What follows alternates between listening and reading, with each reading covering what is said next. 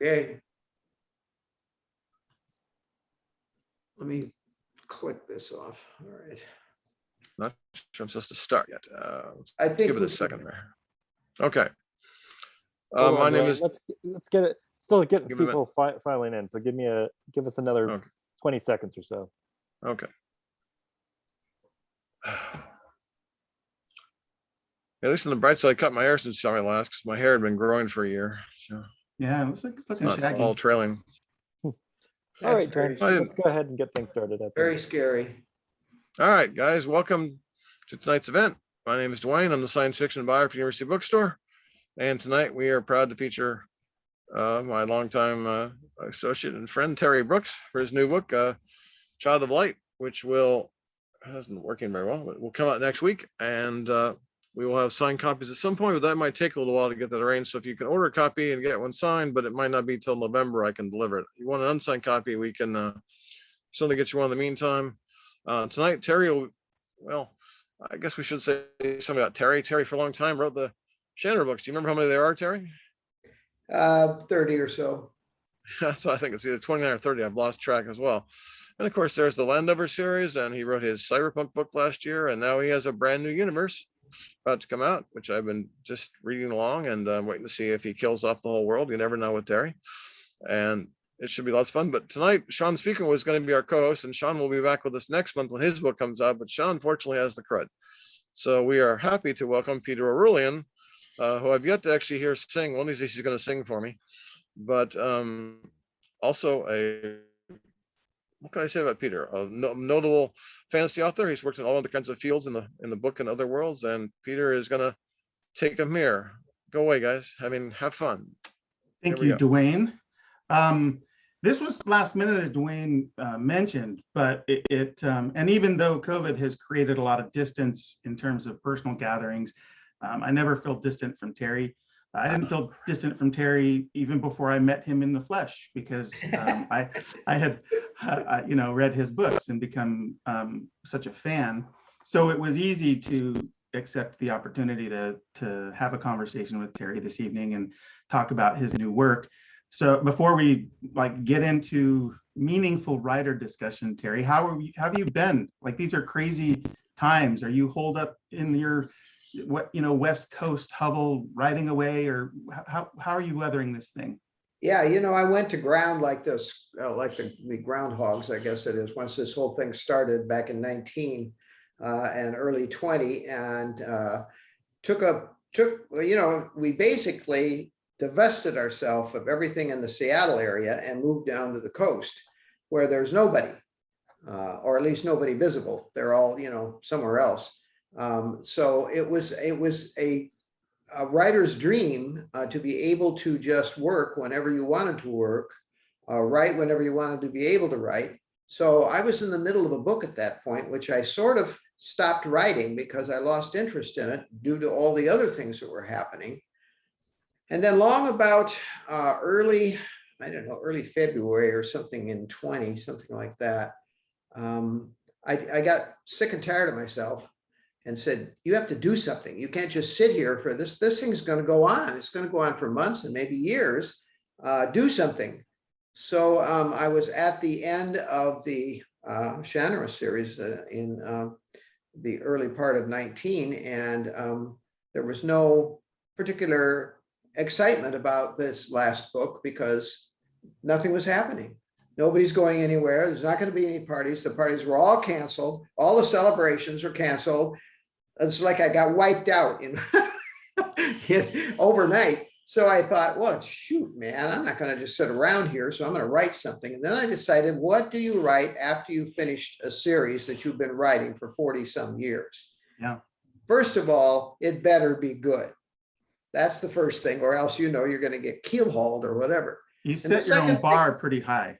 Yeah, I know. I thank you. I always felt like the Chandler series became that anchor around my legs that was pulling me down because you couldn't get away from it. I had to do it. I had to do it because writers wanted it, because my publisher expected it, because I was used to doing it, and it was, I enjoyed it. But it became obvious that this was the end. I'd burned out on it. So I just decided I was going to write something that moved in a different way, exposed language in a different way, that wasn't anything like the Shannara books per se. And I don't know that I achieved that, but just in April or so of 20, I guess it was 20. God, I lost track. Anyway, I wrote the book in 4 months. I just wrote it. Oh, wow. You know, one of those things that doesn't happen very often, but I got so excited about it and so invested in what was going on. And the book really did seem to write itself. You know, it was pretty astonishing. So I just, you know, burrowed into that, wrote the whole book, finished it, sent it off. Everybody loved it at the publishing house. They said, great. And my editor said the usual words that all authors long for. When is the next one? And I said to that, well, when is the next one? I don't know. But then I wrote the next one towards the end of, well, let's see, it would be towards the end of this past year and the beginning of this one, and turned it in, and they like that one too. So maybe I have a whole new career of 2 books. I don't know. Yeah, it's going back to my sort of preamble before we jumped into things. I was a fan back from the sort of Shannara days, and I found myself, I hate using the term, but I'd almost become an apologist for you. And what I mean by that is I would show up at World Fantasy or these places, and someone would start talking about your early books. And invariably, I found myself inserting myself into those conversations and saying, you know, that he's written like 35 books, right? And as good as those first books are, and however you fashioned your opinion about Terry, he's a guy that, and you've told me this personally, but I believe I saw this in your work, always striving to write the best book you can. And that can't be said of all writers. And I'm not trying to throw shade on anybody, but you're a guy who really seeks each time out to do your best work. And so as much as I love sort of Shannara in that first trilogy, and it holds a special place in my heart, you're better defined by a career of, you know, the pursuit of excellence in storytelling, and your fans know this.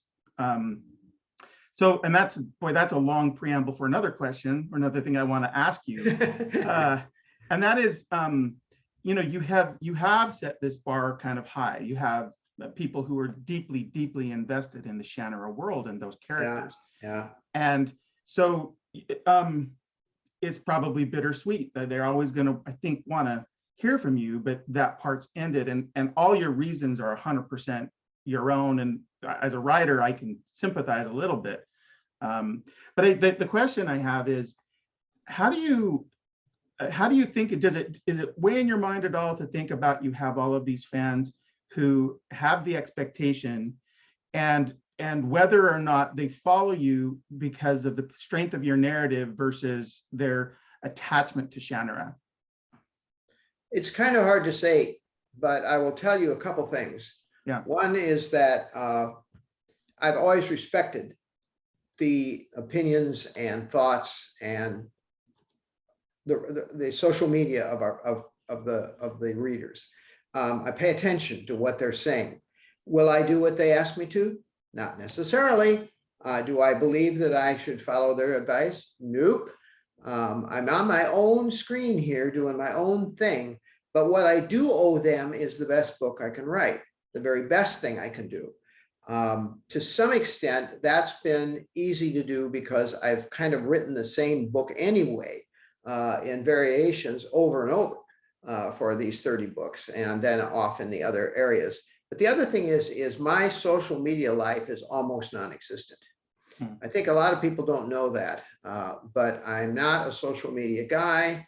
I don't use social media very often. I don't have a Twitter account. I don't have a Facebook account. I don't have this. I don't have that. What I do is focus on what's important. And for the people who read the books are important. So for me, everything is geared towards making the book a good book, not a half-assed book or a half-hearted book or something along those lines, but keeping the level up. And, you know, everybody has a different opinion about this is what's interesting, because I think I know what the really good books are, but I'm discovering that not very many people agree with me. They like something else, and great. I suppose that's the way it should be, actually, in an ideal world. But I just kind of, and I don't think very far ahead in my work, because for one thing, obviously I'm getting pretty old, so I can't think very far ahead. And what I do is try to work in the moment, in the session, on this book, and not worry about the last book or the next book or whatever. Just focus on what you're doing at the time. And it makes my life a lot simpler. Yeah. I mean, you said something that's, in my view, really powerful. I think some writers know this. I don't think all writers know this. And maybe is useful for your fans to know. And that is that the realities of social media, I mean, there are some writers who enjoy it, and that's one thing. But the reality of social media is I've never seen, and I know writers who told me this too, even with massive social media presence, they can't marshal that to translate to anything. It's called promotion, it's called advertising, all of these things. But if any one of these guys with even a mediocre following could get all those people to buy his or her book on day one, they'd all hit the Times list. Yeah. And they don't, because that's just not the way people use social media. It's not the way they consume it, rather.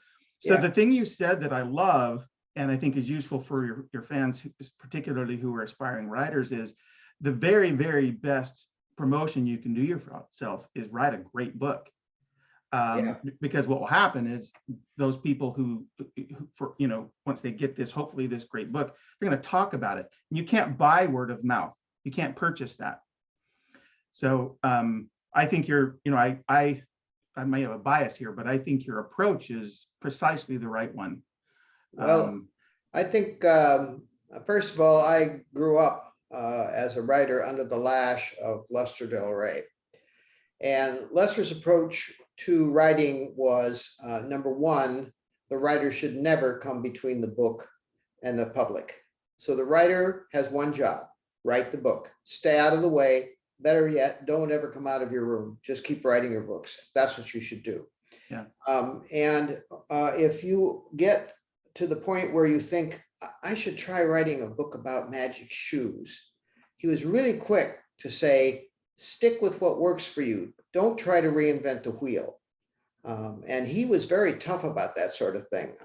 I've still got some of the early manuscripts with his comments written on them. And some of them should never see the light of day. And I certainly don't want them to see the light of day. But many of them were geared exactly towards this. You work at what you're good at. Don't get carried away with your own wonderfulness, and don't get carried away with someone's great idea who's over there about rewriting the history of the universe. Write a story that works for you. Write what you're good at. And, that sounds easy enough until you realize you actually don't know what that is. And so you have to find it out the hard way. But I think there's a lot of, there is a precept, I think, that says, don't get carried away with yourself.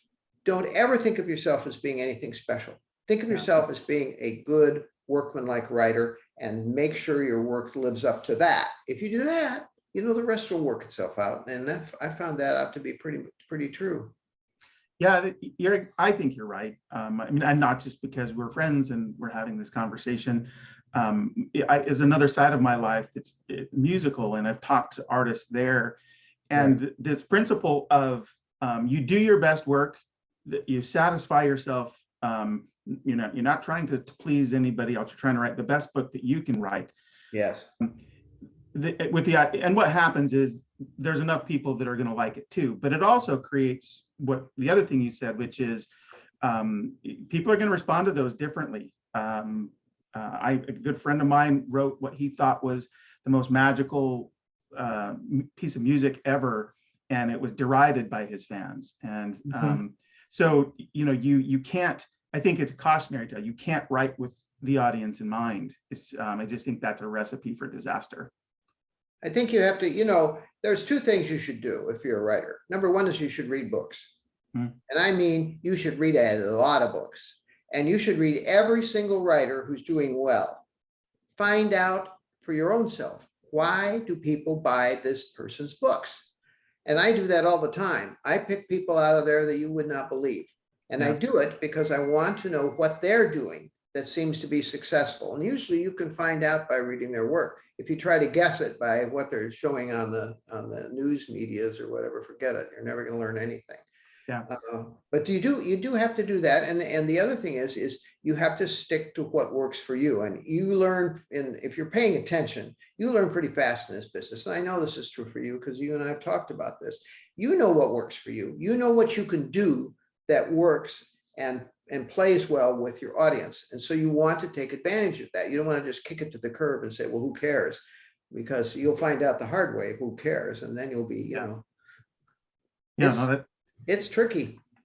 Yeah, it's Robin, Megan Lindholm, Robin Hobbs said to me once that the more she writes, the harder it gets. And what I took from that, that I'm finding in my own writing life, is pieces of narrative that I would have written a few years ago and thought were fine, I'll look at now and they're not fine. Yeah. While there's a little frustration in that, there's more. It's a little bit rewarding too, to think, well, my eye's a little keener than it was. And so I can only imagine, you know, in your 40 books or so, you know, I'm not suggesting that it's all labor and not gratifying, but I suspect that that same skill has been honed pretty well for you. Yeah. I think I lost my train of thought. Sorry. That's okay. Went away. Just left me. Yeah, go ahead. So here we are. We're a week out from Child of Light, entirely new universe. Yeah. Without going into spoilers, how should we think about this book in broad strokes? Is this a return not to genre, but is it a return to fantasy, adventure fantasy? Is it a different kind of thing that we can just sort of set the table with? Well, as luck would have it, I did a reading this afternoon on this book, and that's available on the website now. About 20 minutes worth of the first chapter. And we had people there, some of them were longtime fans, and they all had opinions about this new book. Number one, they all liked it. Good. Well, at least they weren't speaking of if they did, but those who talked said, yes, we like this book, but it's very different. Why is it very different? Well, for one thing, it's the kind of book when you open the first page, it takes off right away. And I don't usually do that. I usually lead fairly slowly into my stories, set things up, work up to the big movement at the end. Not this time. This time I had a goal in mind, a program in mind, a sense of pacing I wanted, and I stuck to it right to the end. But it's told in first person. I don't do first person writing normally, but in this case, it was the only way to do it because it's all about Auris, and Auris is a mystery. She has no past that she knows of. She has no memory of a past. All she knows is she's been in prison for 5 years. She doesn't know what she's doing there. She doesn't know about her background. Nothing. It's all a blank. And slowly, as this story unravels, her story comes back and we find out, of course, what's going on. But she also doesn't understand that she is immediately connected to a world that most people don't even know exists. A conjunctive world with our own world.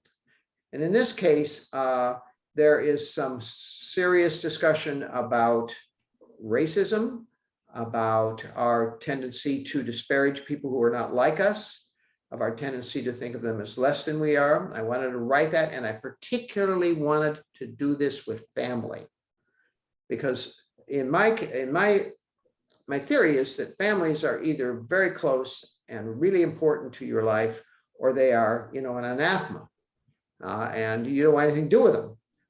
And why does that happen? and how does it happen? And I wanted to talk about something, I wanted to do some talking about that as part of the story.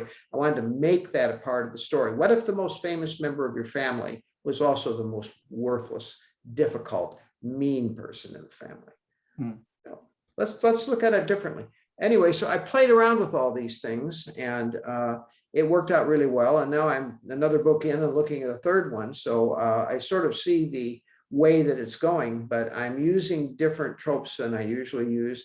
I'm using a different approach than I usually use.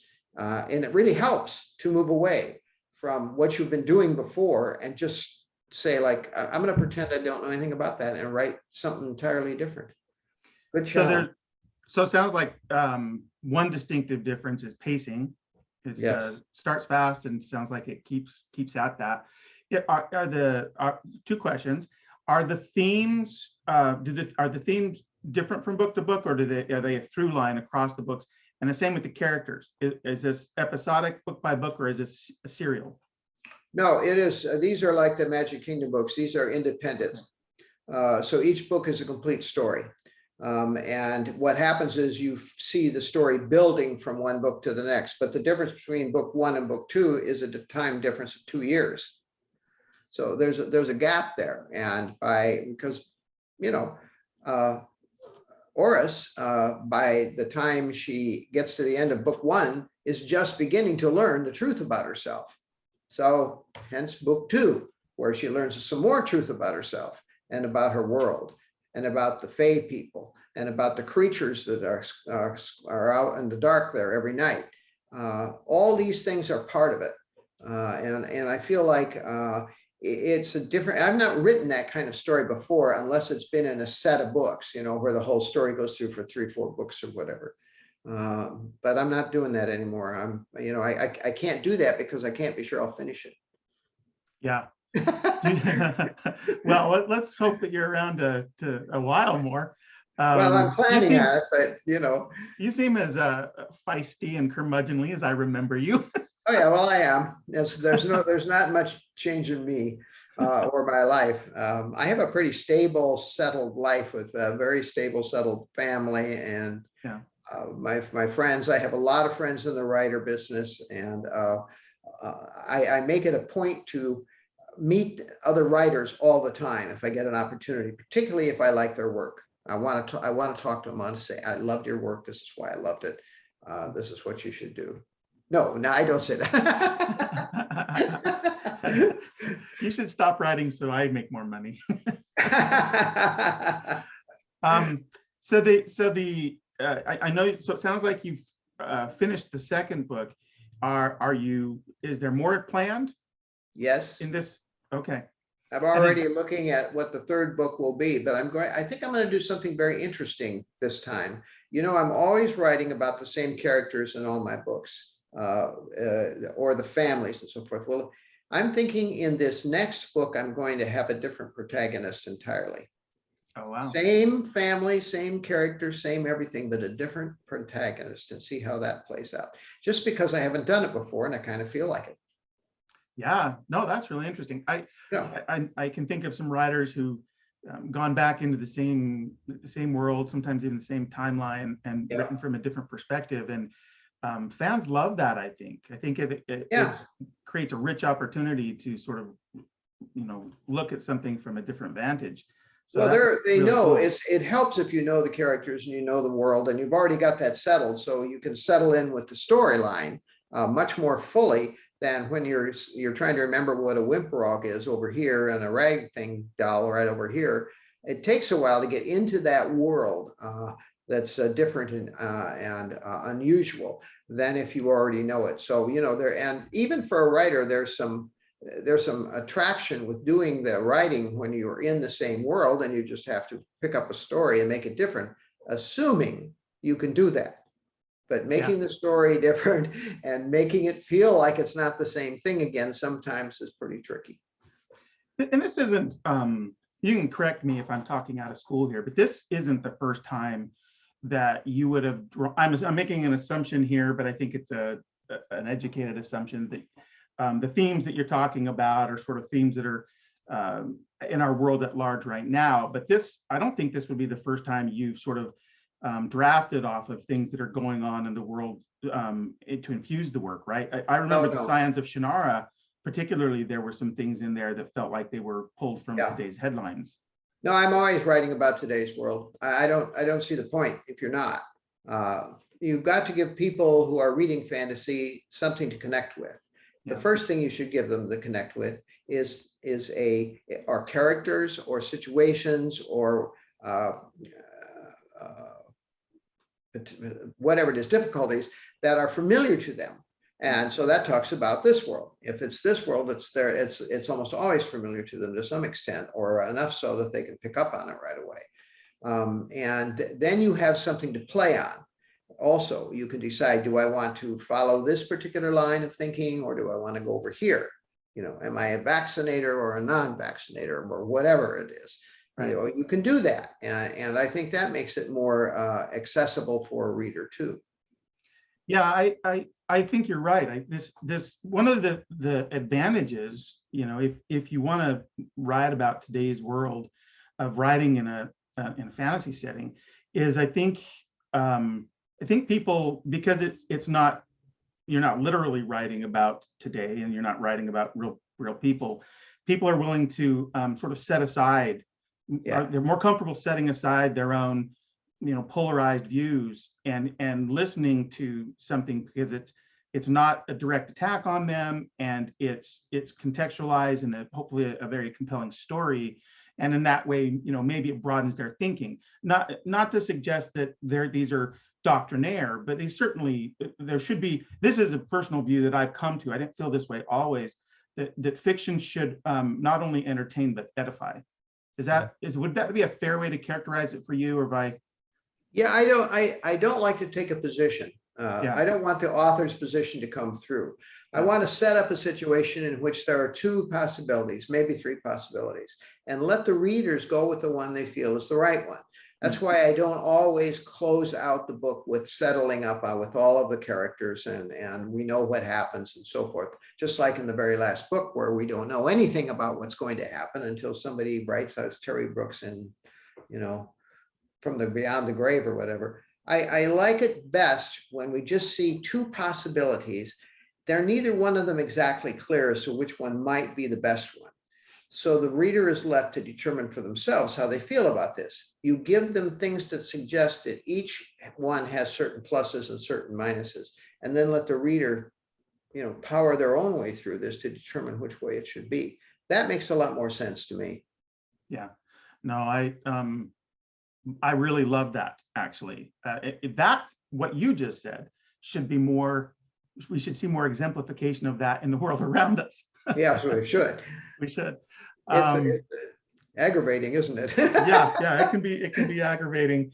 Yeah, you know, all of my training in logic and reason seem for naught. So okay, so there's going to be another book. Let me ask you, I know that from time to time you've also dabbled in shorter, sometimes shorter stuff, not often, but sometimes. Are you you know, parallel with these longer works, are you doing any other writing, or is this the focus? You finish one and you'll move to the next one? Yeah, no, it's a little more complicated than that. I have a lame duck book. You know about lame duck books, we all do. Yes. So I have a lame duck book, and I started writing it in 19 or something like that. And I got through about 3/4 of it. And then I realized that as part of a 2-book set, it was not a bad one book, but it didn't have any kind of an ending or resolution. So I said, well, you know, I'll just put this aside because we're going into pandemic, and I'm not going to be doing anything with this right away anyway. And I'm waiting for notes from my editor and for the sky to be blue and the rain to fall or whatever. So anyway, that went away. And then I went to work. I got enamored with doing Child of Light. So I got all involved in that. And then the one that follows it, I got all involved in that. And so now here I am back there again. And I'm within 3, 4, 5 chapters max of finishing the second book. And I'm looking at that poor dead duck that's back there and thinking, you know, that wasn't a bad book. You just didn't write an ending to it. Maybe you should think about doing that. And so I think when I finish this one, this next one here, I'm going to go back and give it another shot and give it another 4 or 5 months and seeing if I can pull it together in a reasonable way before I start doing the follow-up.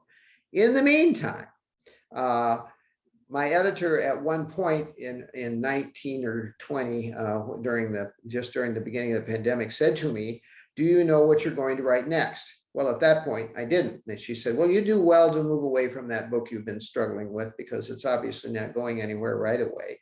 So why don't you try something else?"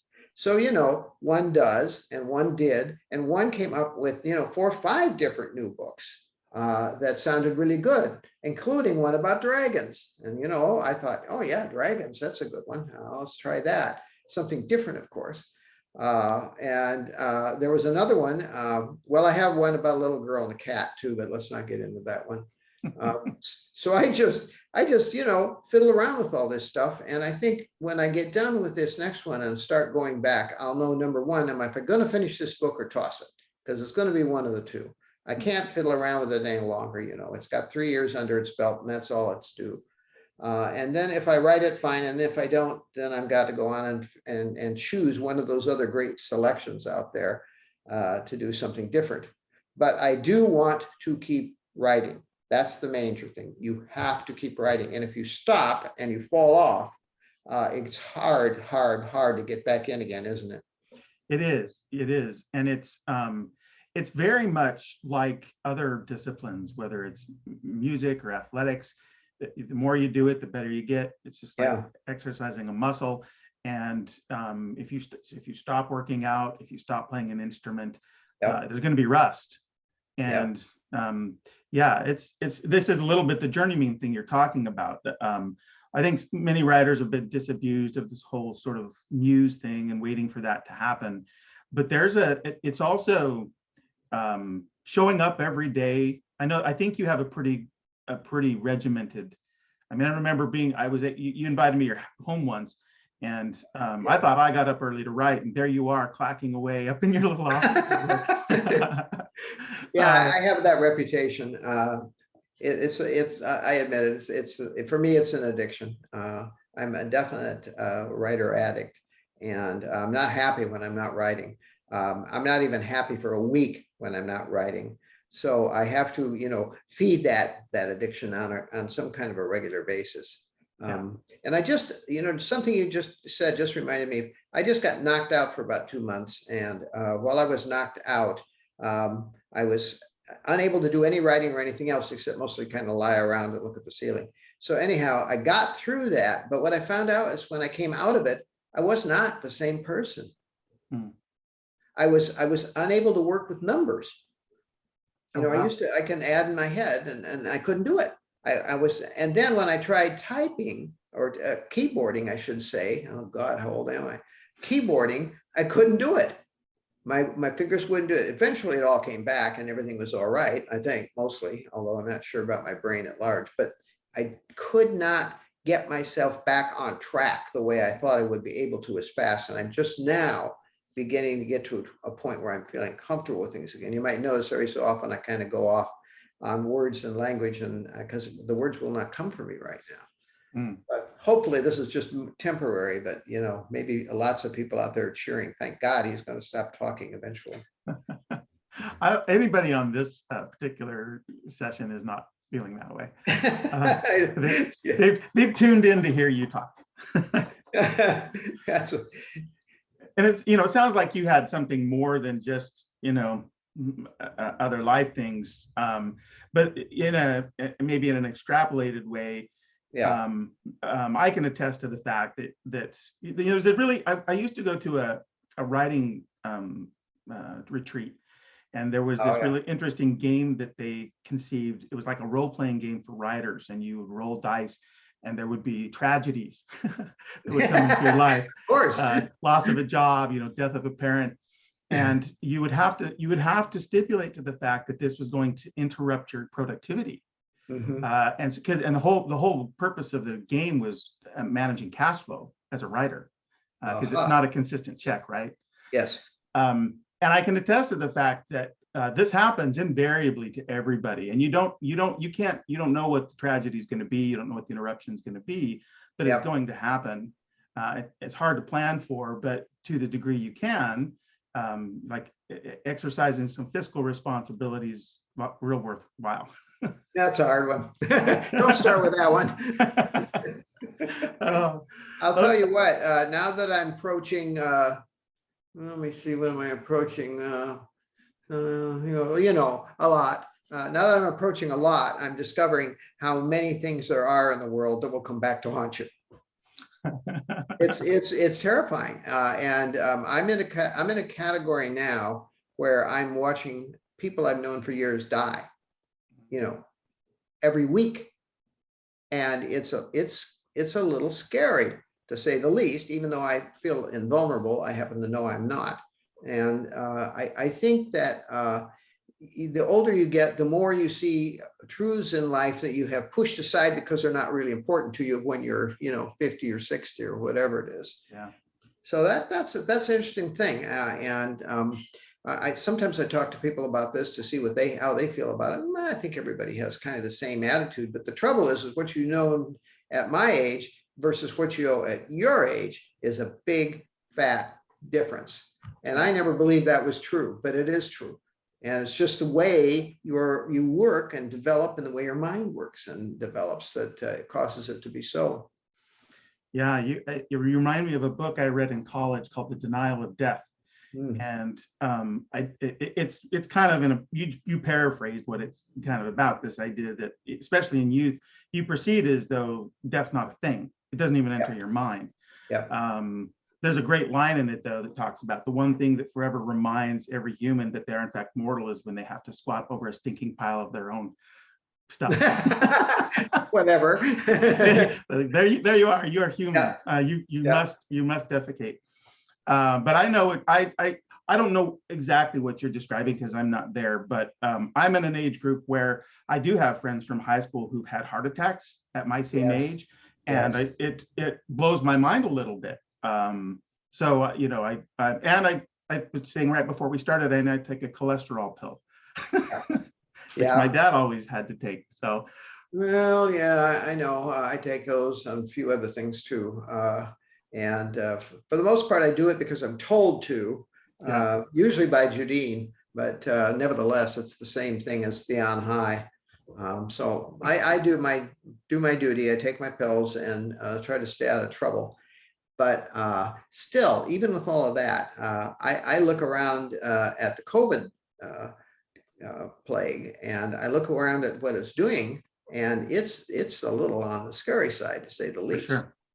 Yeah. Do you think we should answer some questions or something, or not? Yeah, I've got one more for you, and then we'll save 20 minutes. And it's a little bit drafting off where we started, but I just wanted to click one deeper, and that is, so you spent, I know that there were times, maybe it was a labor of love, but you spent the majority of your career in this beautiful, rich world. You've moved on, and you're doing things that you're clearly excited about. I'm interested in sort of the emotional terrain. Like, is there a part of you that mourns that you've moved on, or is it like it's good and I'm moving on and everything's just all about the freshness of the new stuff? Well, it was a conscious decision to leave the genre series. Yeah. It was a conscious decision because I'd done everything I wanted to do. I'd said everything I wanted to say, and there was really nowhere left for me to take it except where I took it at the end. And so that's where I said goodbye to it and walked away. And I was very excited to do that because I had all these other ideas percolating, and I really wanted to look at some of them and see where they might take me. And as it turned out, the first one was the book that didn't go anywhere. But the point is that eventually it went over into Child of Light, like it always does. You always find a way. You just have to be patient. You have to be understanding, and you have to not push it too hard. And that's kind of what my goal in life has always been. Just go with the flow. Something will happen. Then get yourself on board and make the best of it. Yeah. Yeah. Well, your career is a testament to that.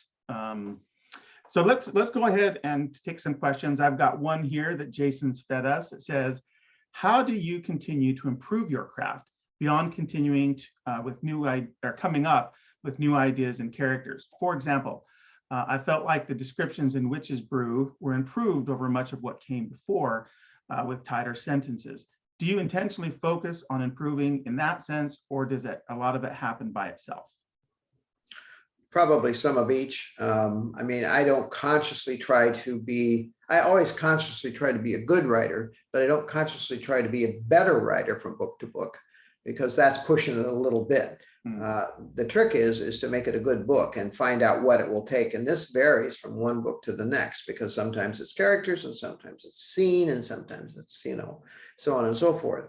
So I don't have preconceptions, except one, to write a good story, and two, to make it something that the audience will connect with. Those two things. Yeah.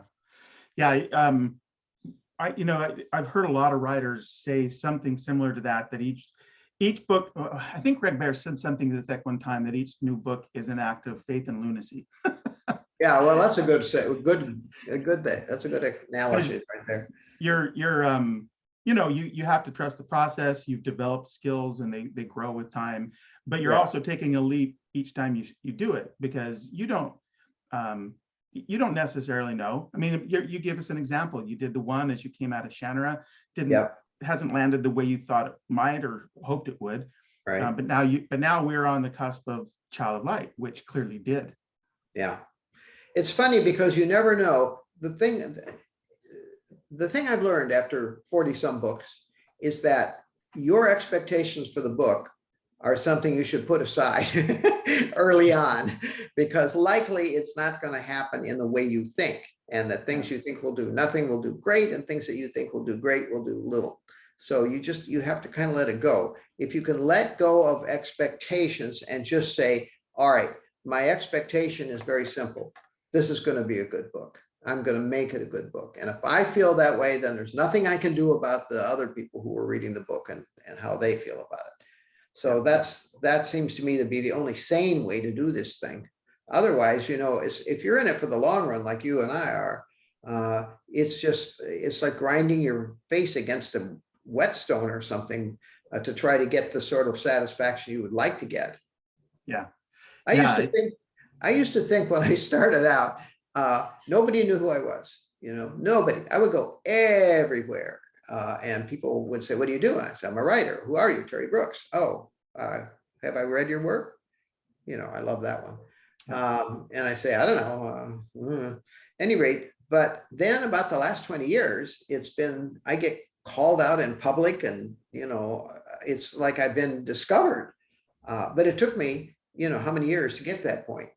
It took me 40 years, 60 years to get to that point. And what have I got to show for it? I don't know. It was all back in the day. So now it doesn't matter so much. It's just, anyway. Yeah, you have such a deep catalog. Someone could come into your writing career at any one point and then be like, how come I never knew about this guy? Or look at all the books, Yeah.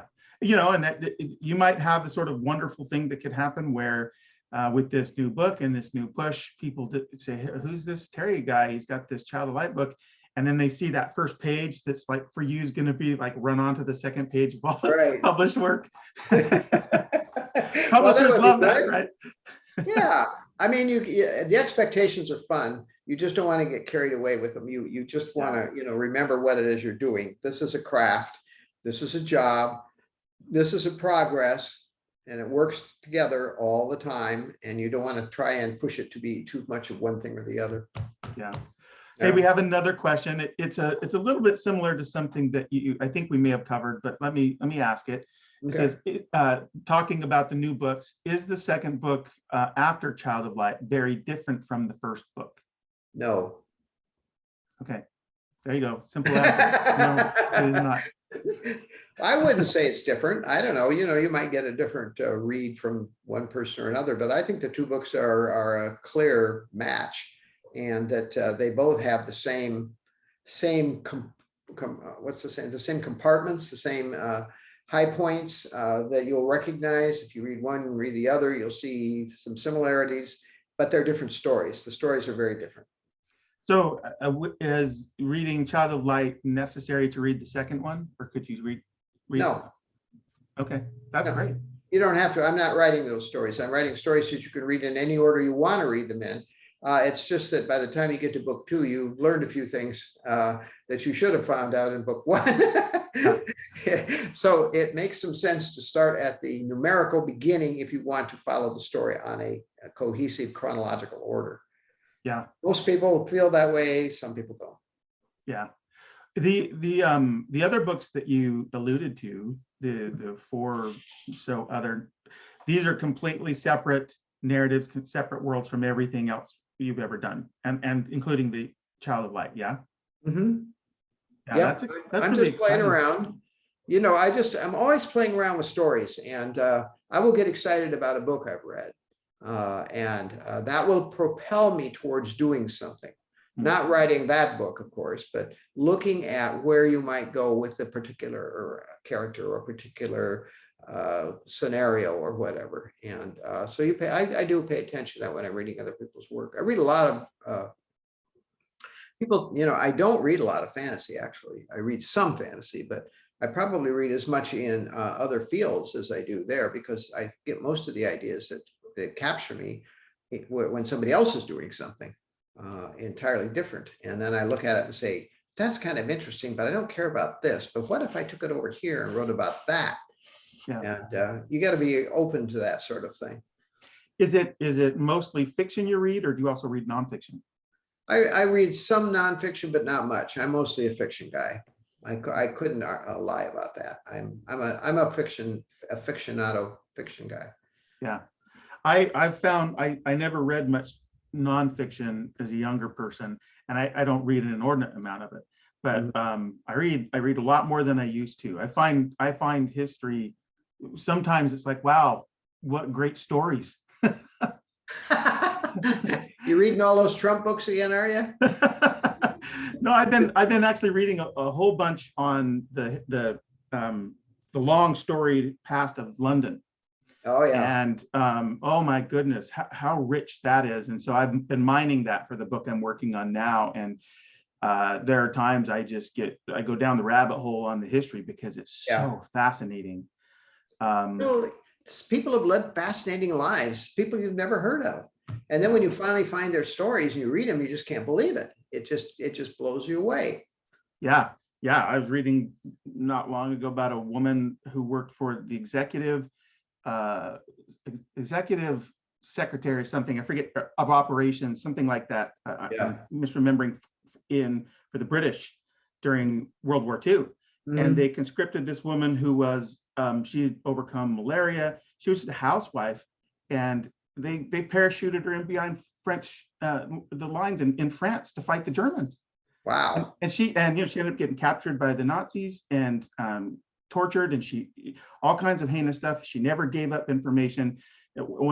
She's one of the smaller number of women who won the George Cross Medal. So I'm reading this woman's story. I'm like, whoa. So wow. So then I realized, I should be writing. I go back to your work. Yeah. Oh, so funny. Well, so while we wait for some more questions, I'm interested, since you read mostly fiction, but not necessarily fantasy, what are some of your other favorite genres or go-to writers that you enjoy? Well, I read a lot of literary fiction. So, I'll read Alice Hoffman, Amor Towles. Let's see. Of course, I can never think of names when I'm brought to this situation. It drives me crazy. Oh, Lord. Who wrote, well, I can't think of it right now. So I will read that. I read a lot of mysteries. But I don't like mysteries that go on and on and on, even though those are the favorites, because after a while, I feel like I can fill in the blanks on my own, and that's kind of boring. I like the ones that are so different. For example, there's a really great Australian mystery called The Dry. And The Dry was just made into a made-for-TV movie that was quite good, actually.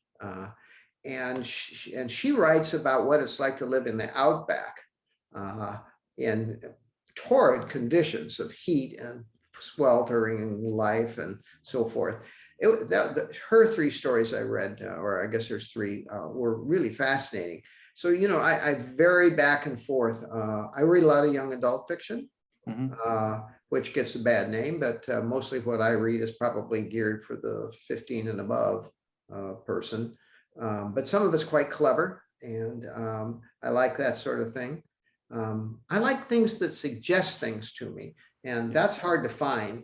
So a lot of times I end up reading a book halfway, no, not even halfway, a quarter of the way through, and I just figure, this isn't going anywhere that I want to go, so I'm putting it aside, letting it go. And then every so often you find something that is so wonderful that you can't believe it, and you want more right away. And I want everything that writer has written, and we'll read my way straight through it. I used to be a completionist. If I started, I had to finish, and I stopped doing that some years ago. Not because that same book might be someone else's favorite, but if it wasn't going to take me someplace, like you're saying, sooner than later, I just moved on. Yeah, if it's not working for you, what's the point of how wonderful it is? I get books all the time that are handed to me that this is the best book you'll ever read. Well, no, as a matter of fact, it isn't the best book I'll ever read unless my life has gone to hell. So I'm looking for the ones that speak to me and that offer differences. Especially, I like the writers who can really write, who know how to work a phrase, who know how to use their language to create imagery. I like that sense of a professional who knows what they're doing. And those are the ones that, if you can track them down, will really make your day. Hey, Peter, can I ask a question? Sure. So Terry, I was reading a mutual friend's new book. James Rollins' book is coming out in January, his big new fantasy world. And he dedicated the book to you, if I'm not mistaken. Are you aware of that? I think I am. Okay. I think Peter and I, we talk. I mean, James and I talk on a infrequent but regular basis. So I was wondering, it's not the same as like an NFL coaching tree, but do you have any idea of how many writers maybe you've helped push down the pathway to be getting published reputable authors? I think it's a pretty impressive list if you actually compiled it. I try to support all the writers whose work I admire at the early stages of their careers. So there's probably a couple, 2-3 dozen, something like that. I don't know. I think I don't have anything to do with getting people published. I just support their work. Yeah, I think the spirit of Dwayne's question would suggest to me it's bigger number than that. I think a lot of people came to their love for the genre. They found it through you, and you're often a gateway. Your books are often a gateway into the genre. And true. I think I could name more than that of writers for whom that's true. Hey, listen, we have a question from a Jason Ventnor. He says, when you begin a story, do you often find you start with an idea for a character, a setting, a plot, a theme?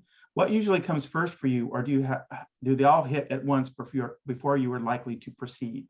No, I usually have certain things in place when I start.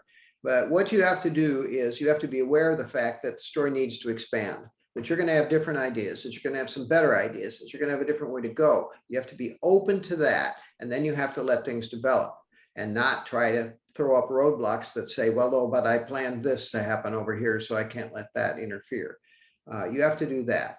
And you also have to be aware that the way in which the story unfolds is not going to be the way that you thought it would unfold. It's going to change. At least it has been true for me always, that the story starts as one thing but ends as something else. Which suggests to me that you're more of the organic writer versus the sort of heavy plotter. Is that, or outliner? You get some arguments about that, since I've always been a big advocate of outlines. But the funny thing is, in the last 20 years, I moved away from outlines completely. I think the Maui Writers Conference ruined me. And all those young ladies, they piled on me, and I got all beaten up, and I just decided I was going to give up outlines. And so I did. And actually, it's been more fun because now I'm much more open to an organic development of my stories. And less confined by the fact that I had this great character, but I can't quite find a place for him. So what am I going to do? The whole thing is going to hell. I'm trying to get away from that and more into, why don't you just pay attention to what you're having fun with and make that your goal. Yeah, no, I think that's good advice. We have a couple more quick questions. There's one here that asks, do you listen to music when you write? No. No, Yeah, I'm kind of a hedonist. I study and I grew up studying with no sound. I grew up working with no sound, and I grew up writing with no sound. And I've never been able to change that. It's distracting. I love music, but it's just distracting. So I save my music for when I'm not writing or working on anything that really matters, and just playing my music then and enjoying it. But I do engage in music quite a bit. I'm exactly the same way. And I know really great writers who listen to music when they write. But and some people will, their difference is if it's music that's got lyrics, then Yeah. the words are the distraction. But for Yeah. me, the music itself just commands my attention, so Yeah. I can't have it on. There's another question here. It says, are you a linear writer, or do you write the scenes that are speaking to you at the time? Well, I would say probably number two. I tend to start. Well, here we go. I tend to start at a place where I stopped. And so you immediately pick up the story and the characters and where you're going with it. And then you let it go where it's going to take you. Or if you've had some thoughts about it, they will take you there. But I very seldom follow a strict, well, I don't ever anymore follow a strict outline that says, well, the next chapter will be this and thus and so on. And your characters in this chapter will be so and so. I just can't do that anymore. I've moved beyond that. Do you ever drafting off that though, do you ever in the writing of a book organically conceive of a scene you're going to want to write or need to write later, and you skip ahead and write that now, or do you then, if you know you're going to write it, build to it in the timeline or whatever? I'm afraid I'm old-fashioned, organic, straight on the board sort of writer. So my everything follows in order. Yeah. Not to say it's going to stay there. Sure. But that's where it starts. That's where I go. I don't try to write scenes ahead of time. I find it throws me off to do that. I think that I want the sense of flow to be a certain way. And the sense of flow to me in a story is very, very important.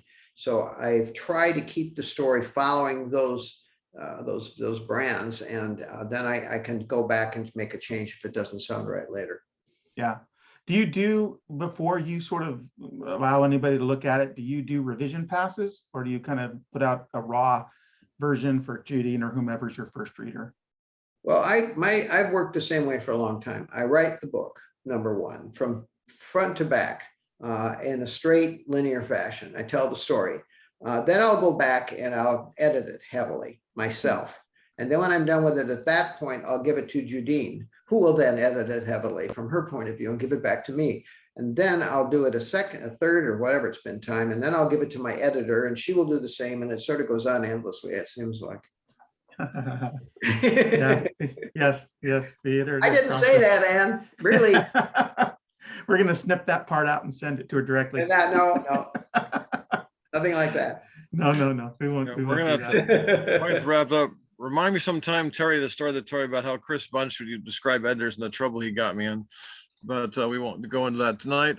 Thank you very much for Peter for coming in to hold down the fort. And we're sorry Sean's ill. You guys can come back next month and watch Sean and another scurrilous fellow be in conversation with him. We'll be back here for Sherry Priest later this month, and we've got lots more stuff come up. And God, hopefully, we'll actually have real authors in the store events. I really wanted to host, as you know, Terry, that last Shenera book party. I was really making plans for I know, things I to do. too. Well, Thank you very much. Thank you out. to all the panelists. And I guess we should wrap it up. But thank you, everyone. Have a good night. Thank you. All right. Bye-bye. Good night. Thank you, Peter. You're welcome, Terry.